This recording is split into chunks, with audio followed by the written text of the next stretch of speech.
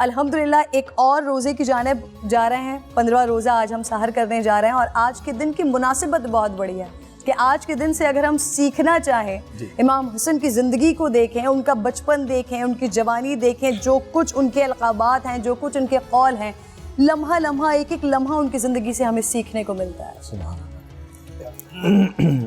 بسم اللہ الرحمن الرحیم. نحمد و نصلی علی رسولہ الکریم. اللہ تعالیٰ آپ کو بہت بہت جزائے خیر عطا فرمائے, صحت کاملہ عاجلہ مستمرہ عطا فرمائے. اللہ تعالیٰ ہم سب کو, پوری امت کو روحانی جسمانی امراض سے محفوظ فرمائے. آپ ہمیشہ کی طرح چن چن کے موقع کی مناسبت سے ایسے سوال, ایسے جواب لے کے آتے ہیں. اللہ تعالیٰ آپ کی زندگی میں بہت برکت دے, آپ کو خیروں کا ذریعہ بنائے. اللہ تعالیٰ ہم سب کو خیروں کا ذریعہ بنائے.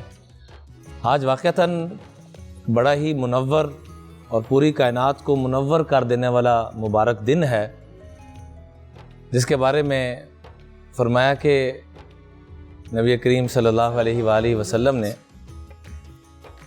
کہ ان الحسن احبہ, یہ میرا شہزادہ وہ ہے کہ جس سے میں محبت کرتا ہوں. فاحبہ, تم بھی اس سے محبت کرنا. جو اس سے محبت کرے گا میں اللہ سے درخواست کرتا ہوں کہ اے اللہ تو اس کو بھی اپنا محبوب بنا لینا.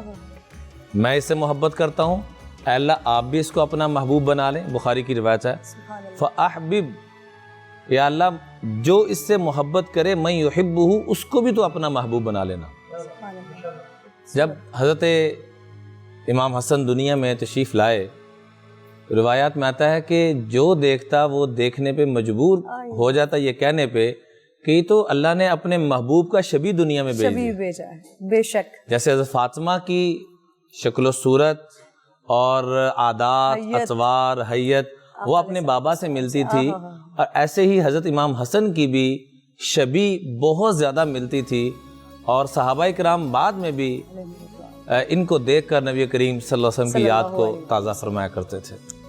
اور جب یہ دنیا میں تشریف لائے تو حضرت علی المرتضیٰ رضی اللہ تعالیٰ عنہ نے ان کا نام حرب رکھا.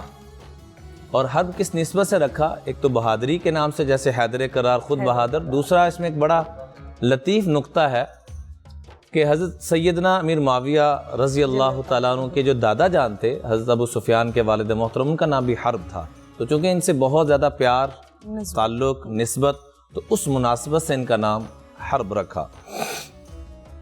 اللہ کے محبوب علیہ الصلوۃ والسلام تشریف لائے تو آ کے فرمایا نہیں, ان کا نام حسن رکھو. اور یہ وہ نام ہے کہ اس سے پہلے کائنات میں کسی کا نہیں رکھا گیا. محمد, حسن, حسین, یہ تینوں نام اس سے پہلے کسی کے نہیں رکھے گئے. لہذا حرب نام سے تبدیل کر کر حسن رکھ دیا گیا. اور علامہ صاحب کتنی خوش قسمتی کی بات ہے کہ امام الانبیاء صلی اللہ علیہ وسلم نے ساری زندگی اذان اور اقامت نہیں کہی. جب ان دونوں شہزادوں کی جب باری آتی ہے تو امام الانبیاء نے خود آ کے اذان بھی کہی, خود آ کے اقامت بھی کہی. ایک کان میں اذان, ایک کان میں اقامت. اور جن کو گٹی اللہ کے مصطفیٰ کی ملی ہو, جن کا نام اللہ کے مصطفیٰ نے رکھا ہو, جن کی شبیہ اللہ کے مصطفیٰ کے ساتھ ہو, تو کیا ان کا رتبہ اور کیا مقام. رب کعبہ کی قسم قیامت تک میرے آپ کے آنے والی نسلیں ان کا رتبہ, مقام, اور کیا اللہ نے ان کو نسبت عطا فرمائی. ساری زندگیاں میری آپ کی بیت جائیں بہن, تو یہ ہم بیان نہیں کر سکتے. نبی کریم صلی اللہ علیہ وسلم ان کو چوما بھی کرتے تھے, سونگا بھی کرتے تھے. جب پوچھا گیا کہ یا رسول اللہ چومنا تو سمجھ میں آتا ہے, سونگتے کیوں ہیں؟ ان کی اماں کو بھی سونگا کرتے تھے, اماں فاطمہ کو, ان کو بھی, اور حضرت امام حسین کو بھی. تو فرمایا کہ اللہ کی قسم ان سے جنت کی خوشبو آتی ہے.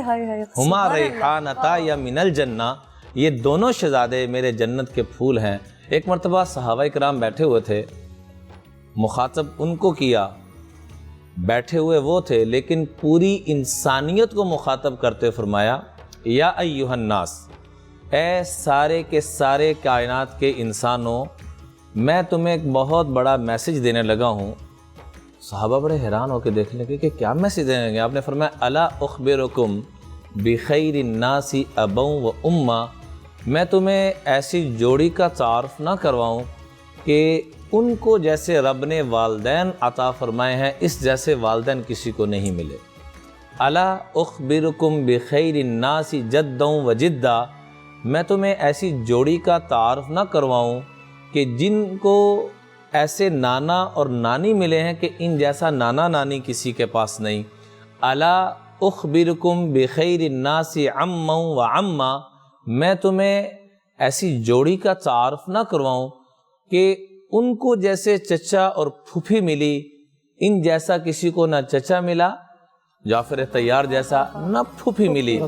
الا اخبرکم بخیر الناس خالا و خالہ، کیا میں تمہیں ایسی جوڑی کا تعارف نہ کرواؤں کہ ان جیسا کسی کو ماموں نہیں ملا، ان جیسا ہندو بنو ابی خالہ جیسا ان کا ماموں، اور ان جیسی خالہ کسی کو نہیں ملی. زینب، رقیہ، ام کلثوم، کیا میرے آپ کے ماں باپ ان پہ قربان. یہ سارا کرتے کرتے آخر میں فرمایا ہم الحسن والحسین، وہ جوڑی کا نام سن لو، وہ حسن و حسین ہیں، میرے حسنین کریمین ہیں.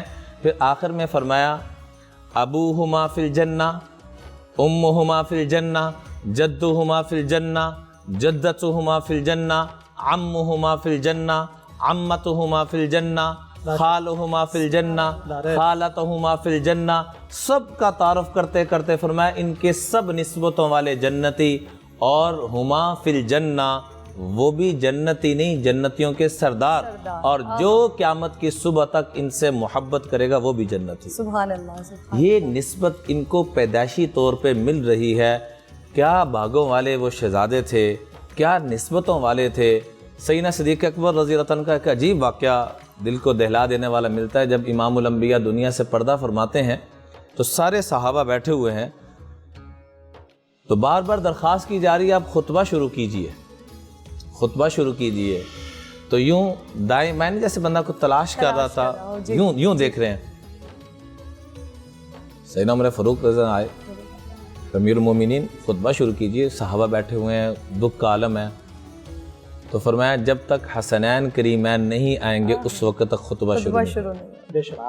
پھر ایک کو دائیں بٹھایا ممبر پر، ایک کو بائیں بٹھایا.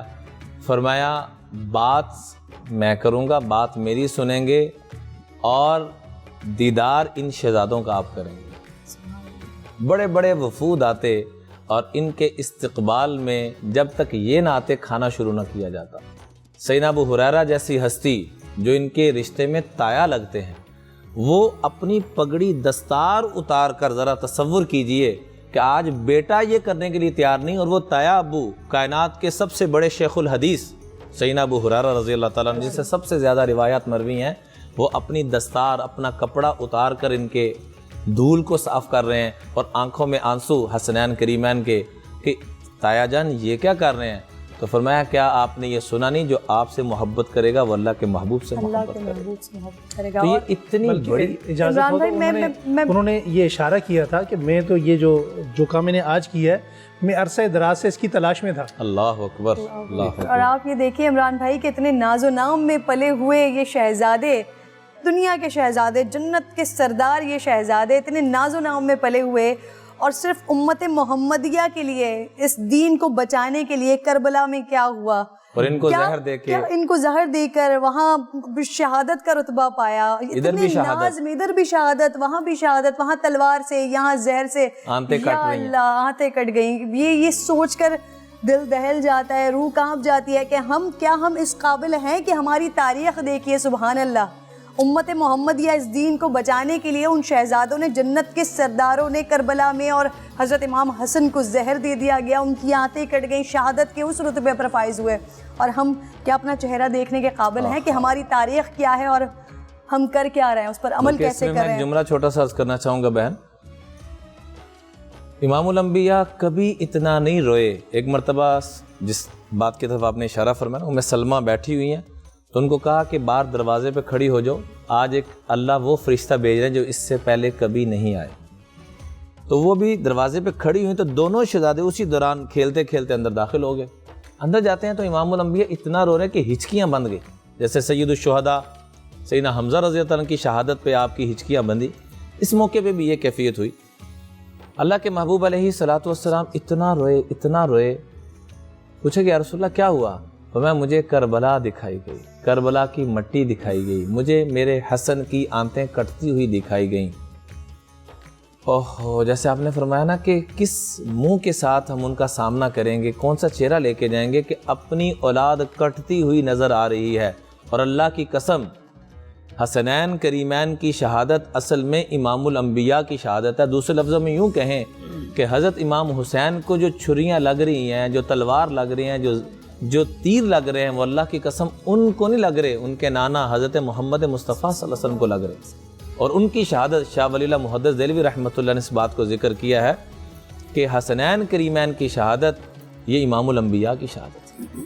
آپ نے اس میں بڑا خوبصورت قبلہ جملہ فرمایا تھا کہ ان کی شہادت، حضور صلی اللہ علیہ وسلم کی شہادت، اس کے اوپر آپ نے وہ سر الشہادتین میں شاہ ولی اللہ محدث دہلوی نے جی بالکل خود اس نقطے کو بیان کیا ہے اللہ اکبر کہ رسول اللہ صلی اللہ علیہ وآلہ وسلم چونکہ افضل البشر ہیں، بے شک، تو ان کو وہ تمام فضائل حاصل ہونے چاہیے تھے، لیکن آپ کی وفات ہوئی اور آپ چونکہ ان کے بقول طبیعی زندگی آپ نے گزاری، تو شہادت کے اس فیض سے اللہ ان کو محروم نہیں کرنا چاہتا تھا۔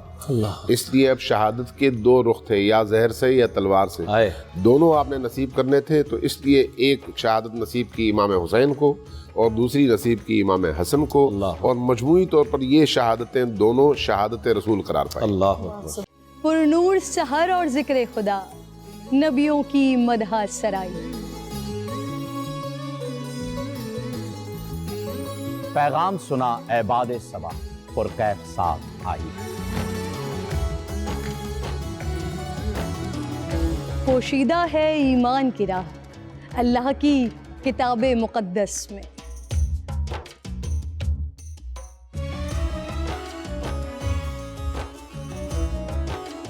بس غور و فکر کا در ہے کھلا، حکمت سے سجی اس محفل میں۔ ہے لب پہ دعا زدنی علما، روشن ہی رہے یہ سارا جہاں۔ رم جھم رحمت کی گھٹا، ہر ایک نے ہدایت پائی۔ نعمت اور برکت سے سجا افطار و سحر کا دسترخوان۔ ننھے پھولوں نے مل کے کہا آج روزہ کشائی ہے۔ رمضان المبارک کی خصوصی نشریات رمضان میں بو۔